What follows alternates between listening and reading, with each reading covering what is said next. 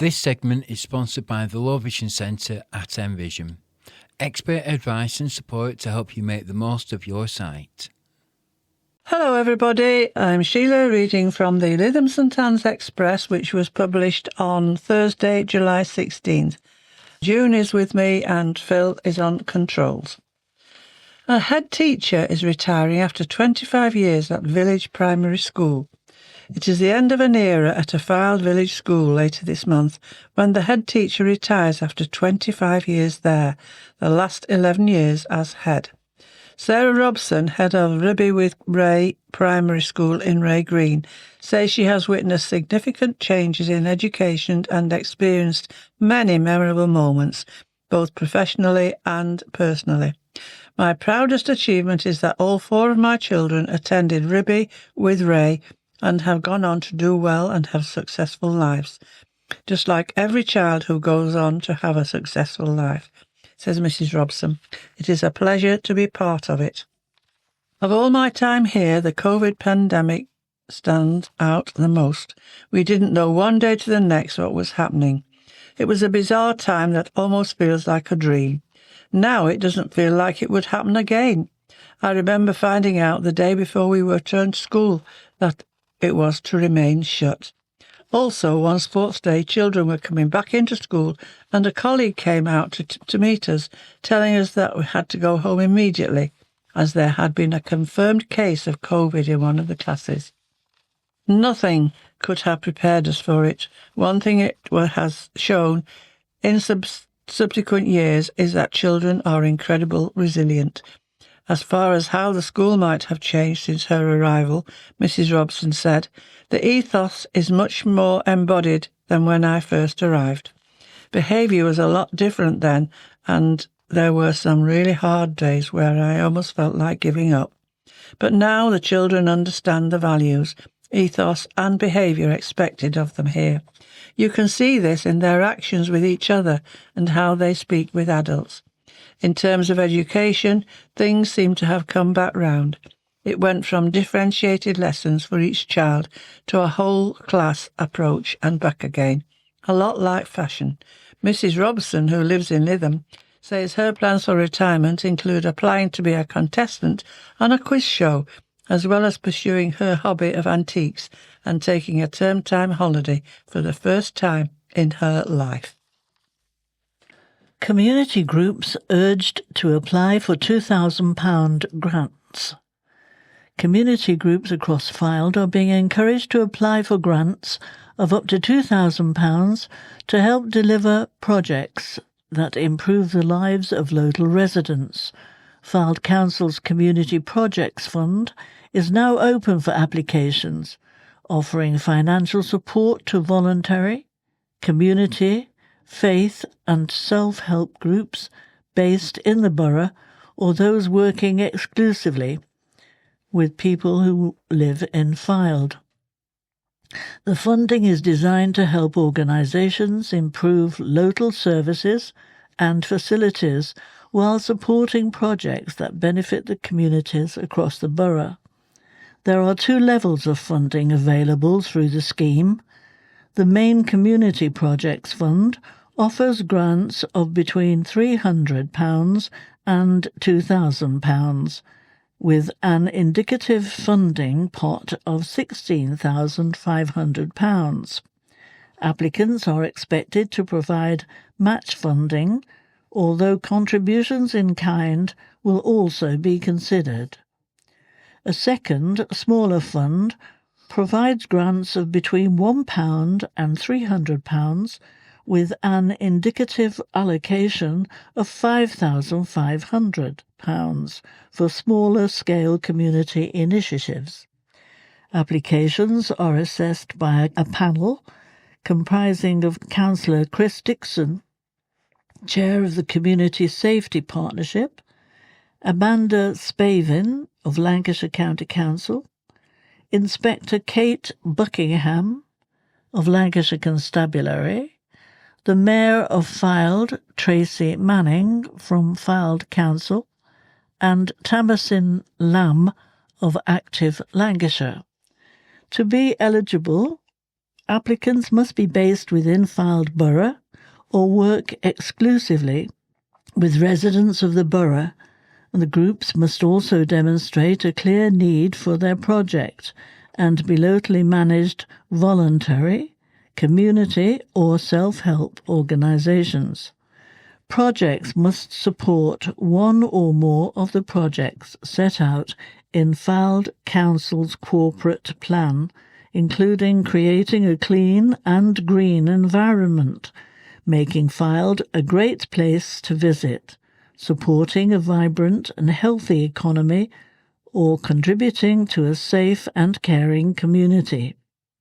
The Council says funding could support projects that help young people reach their potential, improve skills within the community, bring together different generations, celebrate Fylde's council heritage, expand learning opportunities, or enhance the natural environment through initiatives such as park improvements. The list is not exhaustive, and applications for innovative new projects or developments to existing initiatives are also welcomed. The scheme will not fund projects based outside Fylde and activities that have already taken place.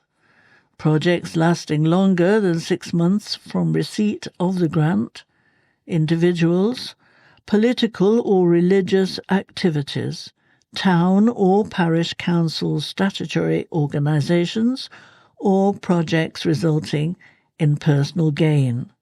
Funding is also unavailable for debts, travel, most social events, vehicle maintenance, ongoing revenue costs such as salaries and venue hire, or animal welfare projects. Community groups may submit one application per year, with the funding panel's decision being final. The permanent banking hub promised for town centre. The permanent banking hub in St Annes looks to set finally to open very soon. Planning permission for the hub to be located in the former NatWest building in St Annes Square was granted earlier this year by Fylde Council, and the hub at that location looks set to follow shortly after the closure of the last bank in town and in Fylde Borough, when Santander shut its doors in March. But a temporary hub was set up in the Drive Methodist Church Hall on Clifton Drive, while the permanent hub was readied, and more than 3 months later the temporary one is still operating, while the hub in the old NatWest building is still awaited.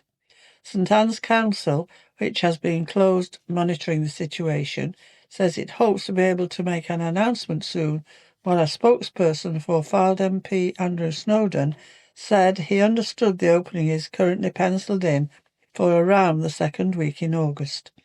A spokesperson for Cash Access UK, which provides the hubs at various locations around the country, said, "Our team are working hard to fit out the new premises for the hub in St Annes. Work is progressing well, and we are excited to officially open the new location in part of the old NatWest building at 22 St Annes Road West this summer. Until it opens, the temporary location remains open at the Drive Methodist Church and continues to provide all the same service as permanent hubs." RSPCA launch campaign after dogs found near M55. The RSPCA is drawing attention to a disturbing case in Kirkham, where the bodies of 5 dogs were discovered, dumped on a country lane as part of a wider campaign addressing a significant rise in animal cruelty reports.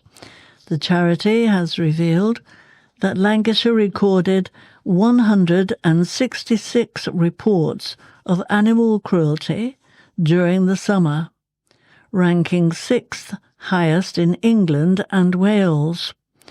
The dogs, found in varying states of decomposition, were located in undergrowth along Bradshaw Lane in Greenhouse, close to a bridge over the M55.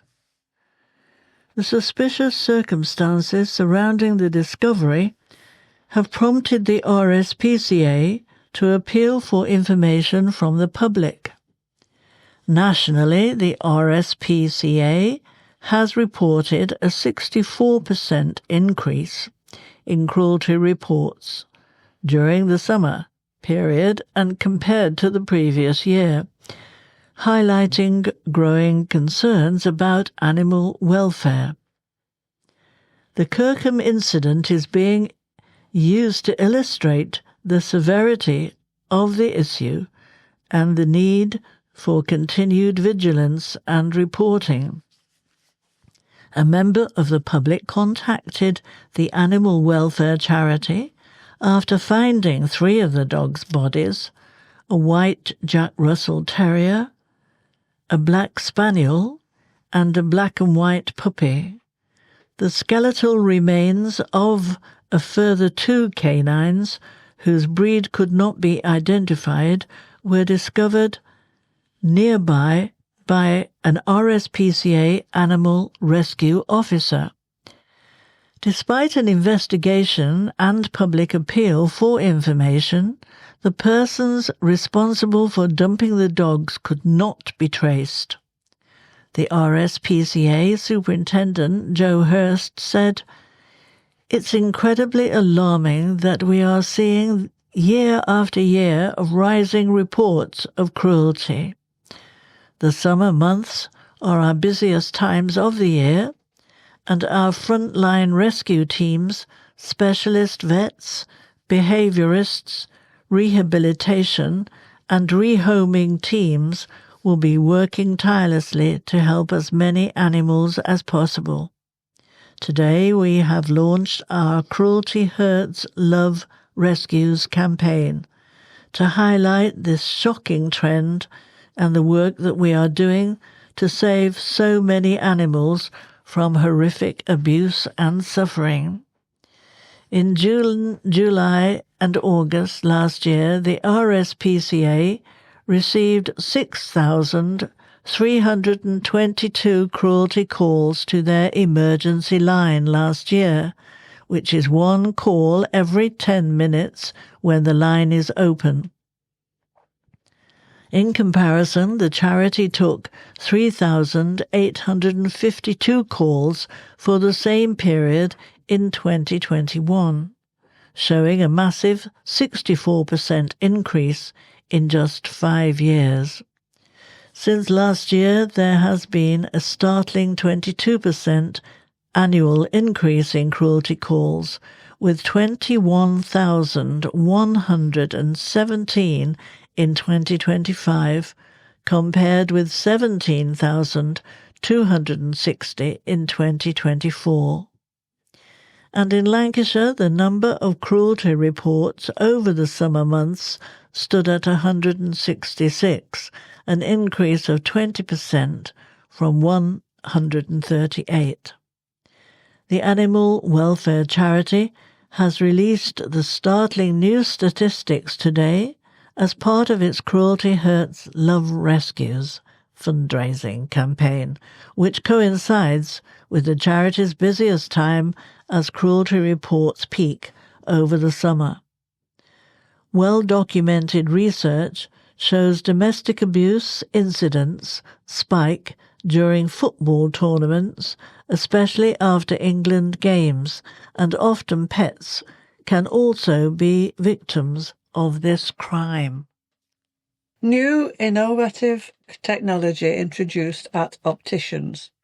An independent opticians in Lytham is introducing a new groundbreaking technology that could help save your eyesight. Broadhurst optometrists, established in 1975, are one of the first practices in the UK using the Valida light delivery system, the world's only approved device for treating dry, age-related macular degeneration, AMD, the leading cause of central vision loss among older adults. Dry AMD can cause vision to appear smudged or lost completely and can impact driving, recognising faces, reading and every other everyday tasks. The Fylde system uses photobiomodulation, PBM, to apply specific wavelengths of light to the eye, stimulating energy production in aging retinal cells and slowing and in some cases even reversing the progression of AMD. The treatment, which is typically carried out over a 3 to 4 week period, improves vision and contrast sensitivity while reducing levels of drusen, the protein deposits presented in the eyes of those with AMD. Broadhurst optometrists based in Market Square have now introduced the Fylde technology in Lytham.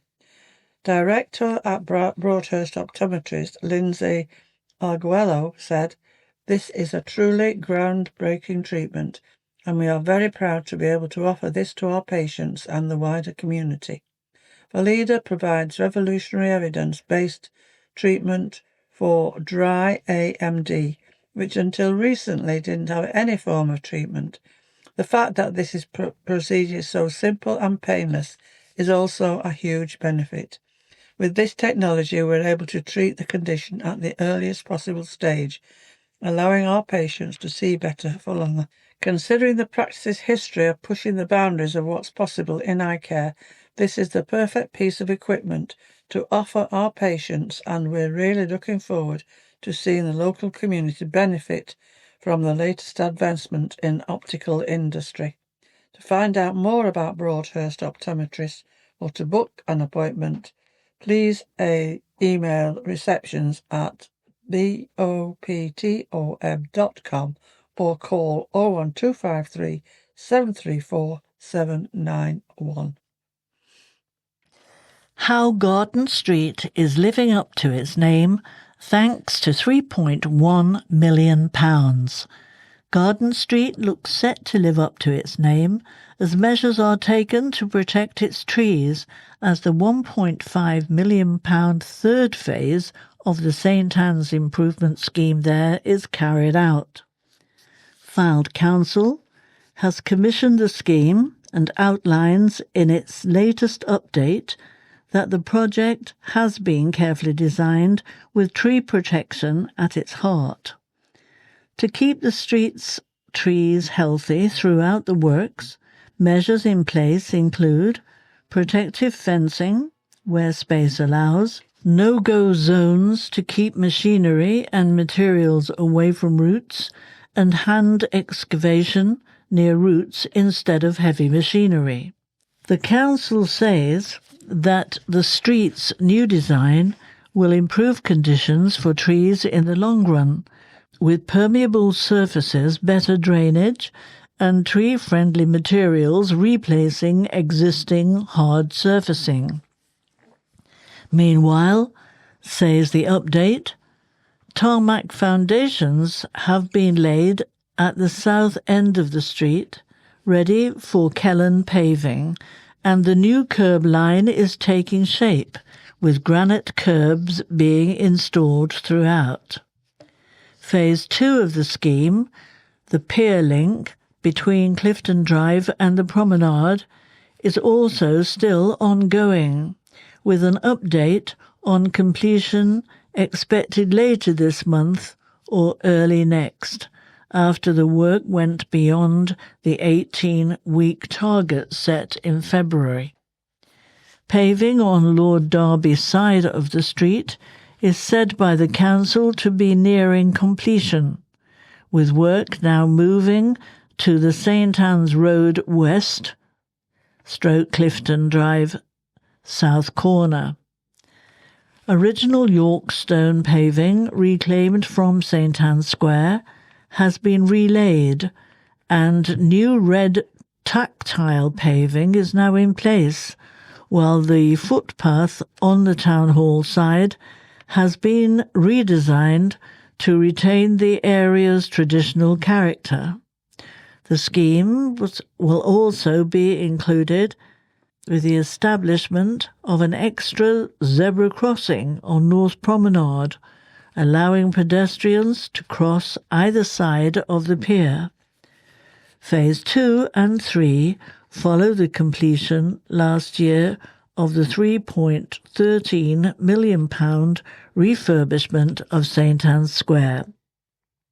Fylde Council leader, Councillor Karen Buckley, said of the works, "These projects build brilliantly on the success of St Anne's Square, creating accessible, attractive connections that will help our businesses thrive, while making it easier for residents and visitors to enjoy everything our beautiful town centre and stunning seafront have to offer." This is an article by Andrew Snowden, RMP. It's between Farage and a bin as we descend into a stage-managed farce. A contest with a man dressed as a bin is all the seriousness Farage's latest gimmick deserves. There are moments in politics when you simply put your head in your hands and despair. Nigel Farage's decision to resign his seat, not to leave politics, but to immediately stand for re-election in the same seat he is resigning from, is one of them. Britain is about to have a new Prime Minister. When Andy Burnham walks into Downing Street, he will inherit huge challenges and, if the rumours are to be believed, he is already preparing another round of tax rises that will affect families and businesses across the country. Those are the issues Parliament should be concentrating on. Instead, we're expecting to spend the summer watching Nigel Farage stage manage another political spectacle built entirely around himself. None of the other major parties are entertaining this nonsense. They recognise that this country has far bigger priorities than indulging one man's latest publicity stunt. What makes it even more absurd is that Clacton's voters may not even be finished with by-elections. Assuming that they reject the charms of Count Binface and Nigel Farage wins the by-election, Parliament's Standards Commissioner is still investigating the circumstances around Farage's £5 million donation. If that investigation results in further action, there is every possibility that the people of Clacton could find themselves dragged back to the polling stations yet again. Reform are desperately trying to portray this as some ground battle between the people and the establishment. The reality looks rather different. It appears we're heading towards a contest between Nigel Farage and a man wearing a bin on his head. Politics should be about solving problems, not feeding egos. Families are worried about the cost of living. Businesses are concerned about rising costs and higher taxes. Communities want answers on immigration, crime, housing and public services. Those are the debates that matter. If Mr Farage wants to spend the summer arguing with someone dressed as a wheelie bin, that's his choice. Personally, I think his time would be better spent holding the incoming Prime Minister to account from day one, challenging any plans for higher taxes and making the case for policies that will actually improve people's lives.